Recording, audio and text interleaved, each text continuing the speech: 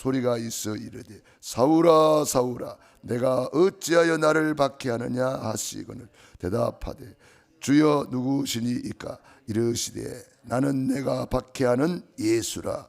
너는 일어나 시내로 들어가라. 내가 행할 것을 내게 이를 자가 있느니라 하시니 같이 가던 사람들이 소리만 듣고 아무도 보지 못하여 말을 못하고 서 있더라. 사울이 땅에서 일어나 눈은 떴으나 아무것도 보지 못하고 사람의 손에 끌려 다메섹으로 들어가서 사흘 동안 보지 못하고 먹지도 마시지도 아니하니라. 그때에 다메섹에 아나니아라는 제자가 있더니 주께서 환상 중에 불러 이르되 아나니아야 하시거늘 대답하되 주여 내가 여기 있나이다 하니 주께서 이르시되 일어나 집가라 하는 거리로 가서 유다의 집에서 다소 사람 사울이라는 사람을 찾으라.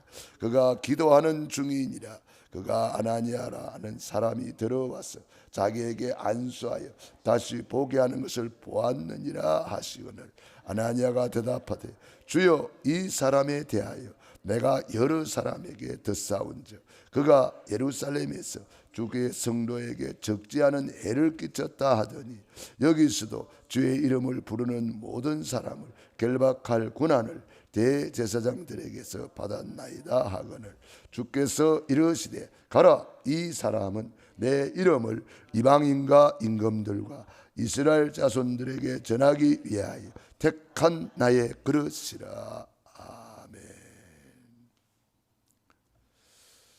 오늘의 말씀 읽습니다.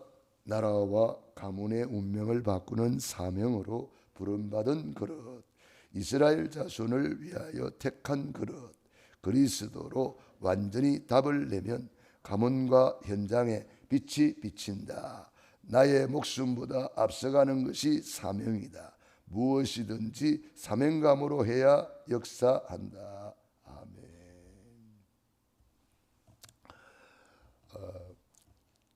교회사의 가장 큰 사건이 일어났는데 천하의 핍박자 사울이 전도자로 변화된 사건입니다. 그리고 부활하신 주님을 직접 만난 사건입니다. 하나님께서 우리에게도 이런 사건을 통해서 지상 최대의 사건이 내가 예수님 믿고 구원받은 것이고 또 우리가 예수님을 믿고 난 이후에 지상 최대의 사건을 만들어내야 됩니다. 그 지상 최대의 사건을 만든 주역이 있다면 물론 성삼위 하나님이 하셨고요. 그 일에 쓰임받은 인물이 있다면 아나니아라는 사람입니다. 왜 하필 다메섹에 와서 꼬꾸라집니까? 다메섹에 아나니아라는 제자가 있더니 그랬습니다. 우리가 제자가 되어서 한 지역을 살리기 위해서 계속 기도하고 있다면 또 이 나라의 민족을 위해서 우리 윤석열 대통령을 위해서 기도하고 저 북한의 김정은이를 위해서 기도하고 있다면 하나님이 하시면 그들도 고향시에 와서 회개하는 날이 있지 않겠어요? 우리가 그런 믿음을 가지고 지상 최대의 사건을 만드는 주역으로 우리가 쓰임받아야 되겠다. 이런 기도를 해야 되겠습니다. 정말 우리 한 번뿐인 인생, 속히 지나가는 인생, 다시 올 수 없는 인생을 한 시대의 가장 큰 사건을 만드는 주역으로 우리가 쓰임받아야 되지 않겠습니까? 노아가 방주를 만들어서 그 시대를 살렸고 요셉이 애굽의 노예로 갔지만 세계 복음화의 사건을 만들어냈습니다. 다니엘이 포로로 갔지만 거기에 바벨론을 살리는 큰 사건을 만들어냈습니다. 에스더가 왕을 움직여서 나라와 민족을 살리는 사건을 만들어냈습니다.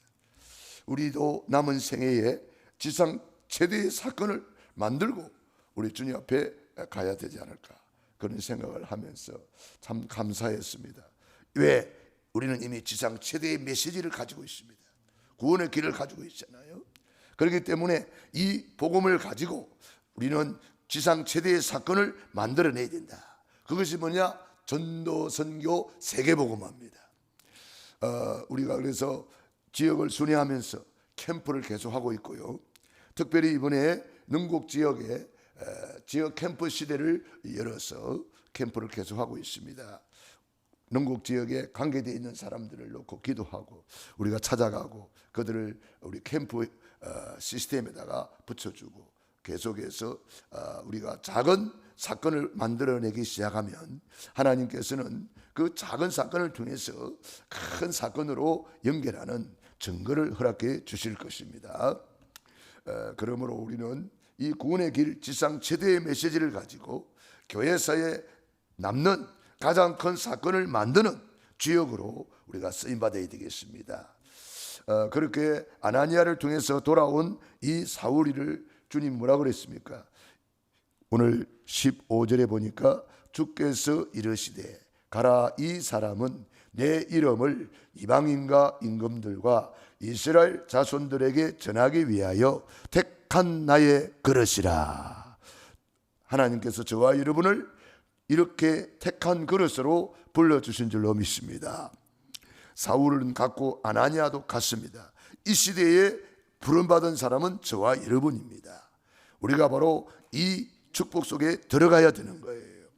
이 사람, 저와 여러분은 예수 그리스도의 이름을 이방인, 예수 안 믿는 사람들과 임금들과 우리 직분자들, 대통령과 중요한 국회의원들과 이런 사람들, 권력자들, 재력과 지력과 권력 있는 자들, 임금들과 이스라엘 자손들에게 전하기 위하여. 이스라엘 자손들은 이 민족을 말하지요.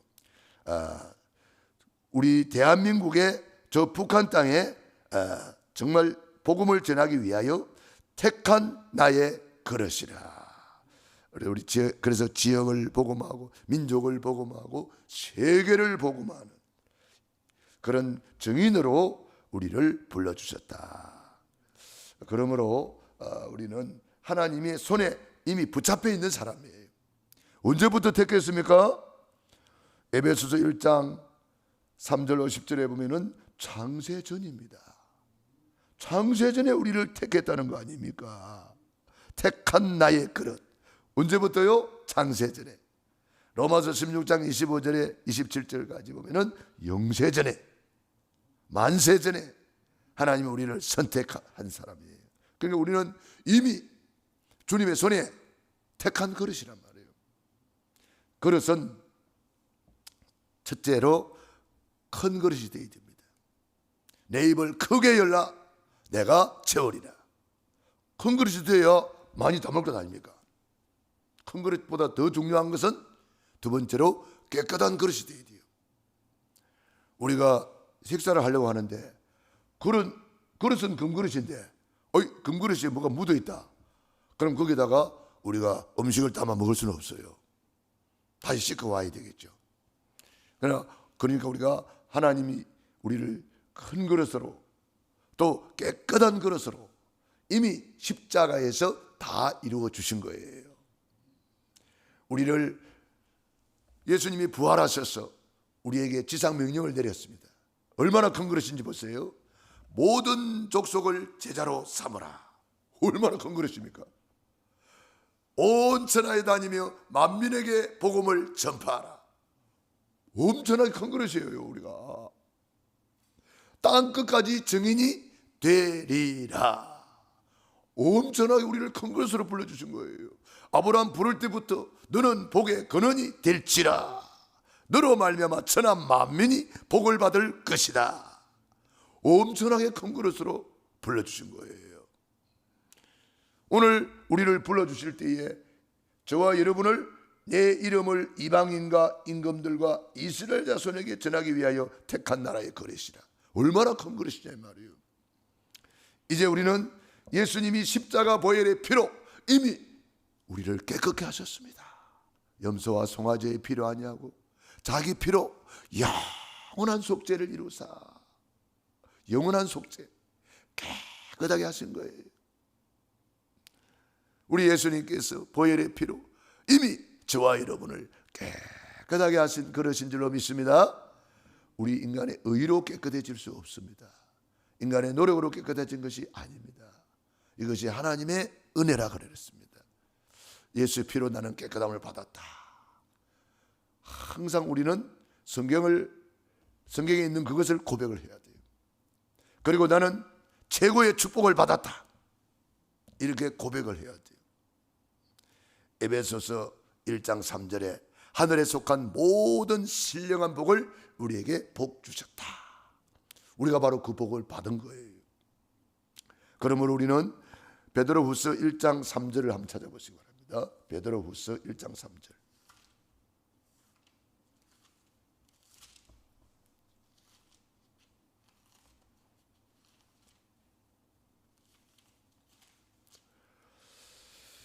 (1장 3절에) 같이 읽습니다. 그의 신기한 능력으로 생명과 경건에 속한 모든 것을 우리에게 주셨으니 이는 자기의 영광과 덕으로서 우리를 부르신 이를 알므로 말미암음이라.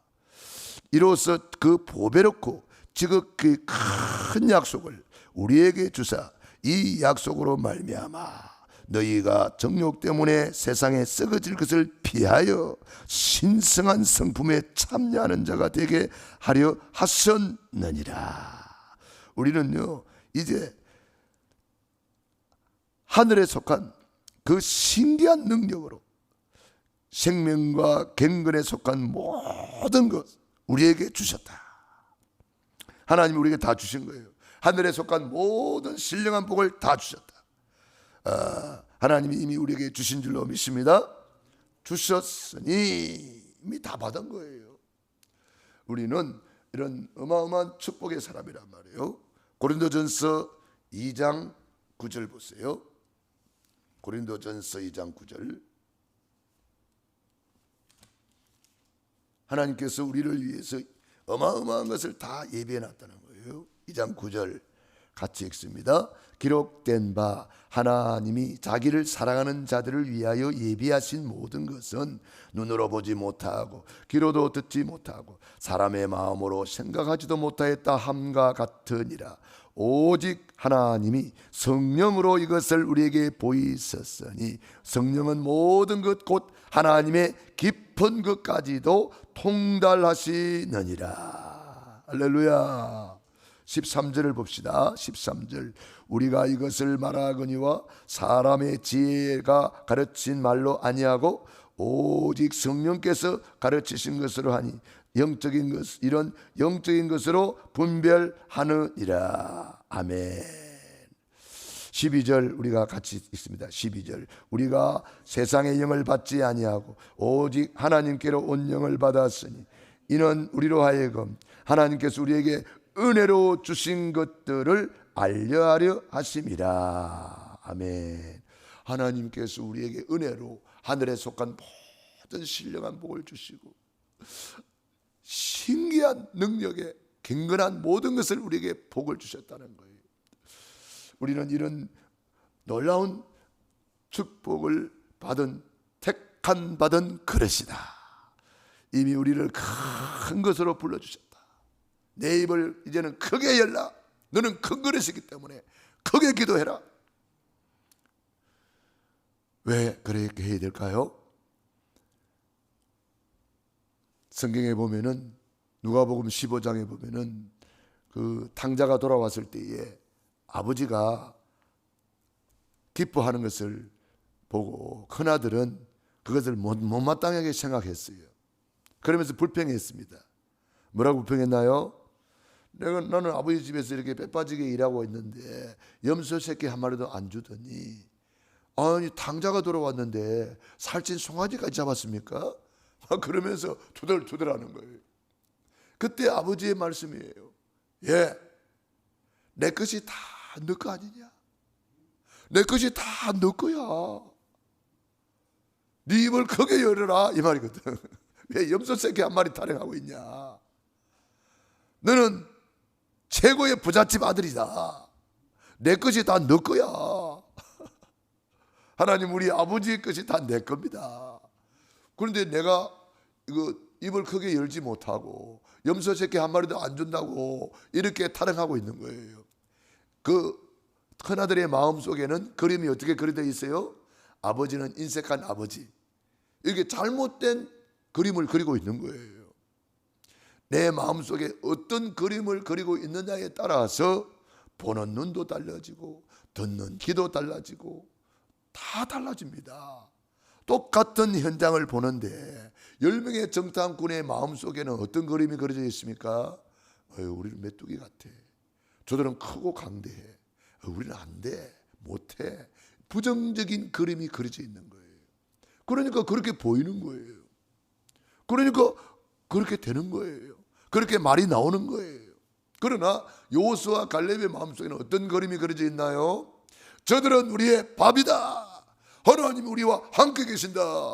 저 땅은, 가나안 땅은 이미 주었다. 우리가 바로 그 땅을 밟고 왔다. 밟는 땅을 주었나니 네 평생에 너를 능히 당할 자가 없으리라. 언약 확실하게 잡은 거예요. 네가 어디로 가든지 내가 너와 함께 하느니라. 이 말씀을 네 입에서 떠나지 말게 하라. 그리하면 네가 내 길이 평탄하게 될 것이다. 그러니까 이 여호수아 1장 1절로 9절에 있는 언약을 여호수아 갈렙은 확실하게 잡고 가서 밟은 거예요. 그런데 10명의 정탐꾼은 그걸 못 붙잡았단 말이에요. 언약 놓치니까 내 생각으로 판단하는 거예요. 내가 기준이 돼버린 거예요. 얼마나 안타깝습니까? 성경에 응답받은 사람은 전부 다 하나같이 언약을 확실하게 잡고 그 언약을 CVDIP로 내 영혼 속에, 마음 속에, 생각 속에 아로새겼어요. 찬란한 꿈으로 아로새겨 있습니다. 하나님이 아브라함에게 약속하실 때에 하늘을 배를 쳐다봐라. 네 자손이 이와 같을 것이다. 바닷가에 모래를 쳐다봐라. 네 자손이 이와 같을 것이다. 그랬어요. 아브라함은 밤마다 별을 쳐다보면서 그 하나님의 언약을 마음판에 아로새긴 거예요. 그래서 로마서 4장 17절 이하에 보면은 21절까지 아브라함의 믿음에 대해서 그는 바랄 수 없는 중에 바라고 믿었다. 이렇게 언약을 선포하고 있습니다. 참 얼마나 귀한 믿음입니까? 언약 다 잡고 아로새겨야 돼요. 밤마다 별을 쳐다보면서 아로새기고 모래를 쳐다보면서 아로새긴 거예요. 우리 마음속에 어떤 그림을 그리고 있느냐에 따라서 주님이 뭐라 그래요? 네 믿음대로 될지어다. 그래서 언약을 잡고 비전, 언약 잡고 꿈을 꾸고 언약을 잡고 이미지 트레이닝을 하고 언약을 잡고 확실한 그림을 그려야 되는 거예요. 그대로 되는 거예요. 왜? 주님은 이미 다 이루어놨기 때문에 이제는 주님이 뭐라 그래요? 네 믿음대로 될지어다. 네 기도대로 될지어다. 네 말대로 될지어다. 마가복음 11장 23절로 24절에 이 산들을 들리어 바다에 던지우라 하고 그 말하는 것이 이루어질 줄 믿고 마음에 의심하지 아니하면 그대로 되리라. 믿고 구한 것은 받은 줄로 믿어라. 그러니까 우리가요 이 언약을 잡았다는 말은 굉장한 거예요. 그래서 언약 잡고 주님이 말씀하시는 그것을 내 것으로 붙잡고 담대하게 고백하고 선포하고 꿈을 꾸고 그림을 그려라. 이 아브라함이 그렇게 그림을 그렸는데 그대로 되었잖아요. 노아가 방주를 만들기 전에는 비가 한 번도 안 왔어요. 사실은 비가 안 왔어요. 홍수 본 적도 없어요. 그런데 하나님이 홍수 나서 다 멸한다는 거예요.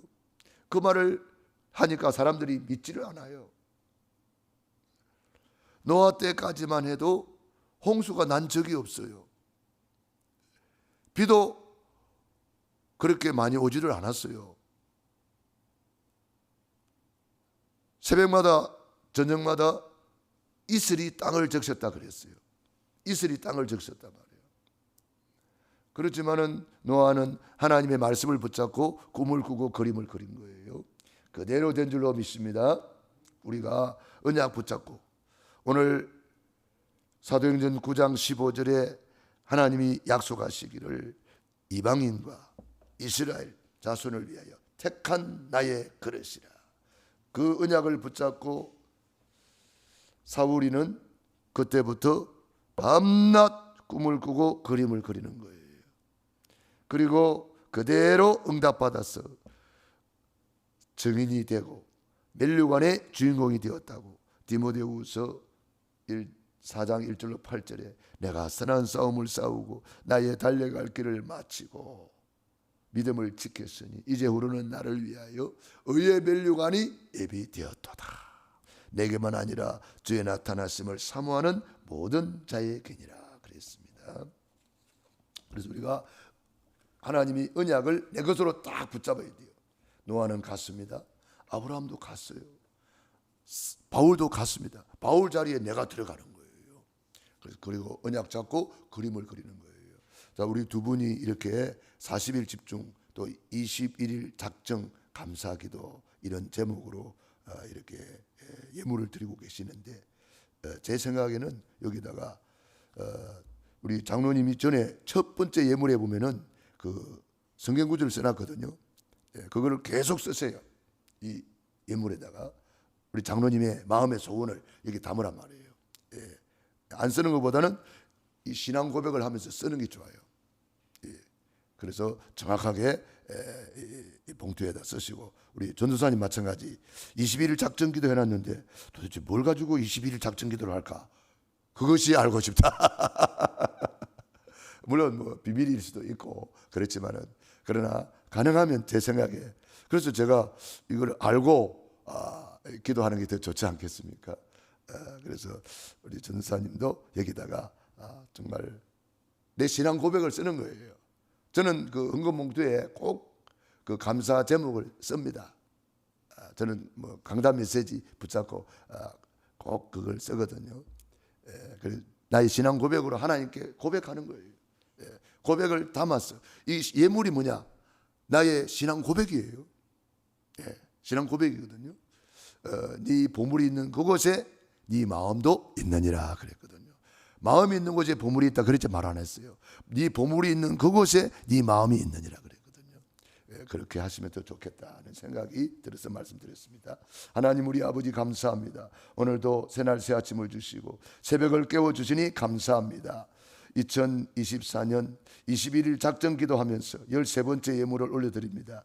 하나님께서 우리 이명수 전사님 축복하여 주시고 마음의 소원을 이루어 주시고 뜻을 정하여 작정하고 기도합니다. 다니엘이 받은 그 응답 그대로 응답하여 주시옵소서. 특별히 또한 우리 남성일 장로님 40일 집중하면서 감난산의 축복을 누리게 하시니 감사합니다. 갈보리산에 다 이루어 주셨고 감남산에서 40일 집중하면서 언약을 확실하게 붙잡고 미션을 잡은 것처럼, 천국을 누린 것처럼 하나님 마가의 다락방에 올라가서 마음을 같이하여 오로지 기도에 힘쓸 때에 불같은 성령, 바람같은 성령을 받아서 땅끝까지 정인으로 세워진 것처럼, 하나님 우리 장로님을 통해서, 우리 부목사님을 통해서 브리스길라 아굴라 부부처럼 세계 복음화의 주역으로 마음껏 쓰임받게 하시고, 하나님 영적 의사로서 치유사역자로서 세계 복음화의 주역 되게 하여 주시옵소서. 예수님 이름으로 축복하며 기도드리옵나이다. 아멘. 호흡 기도하겠습니다.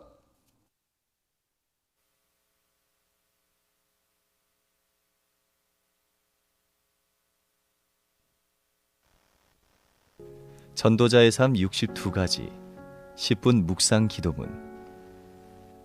깊은 호흡과 함께 깊은 묵상 기도를 누려보세요. 들숨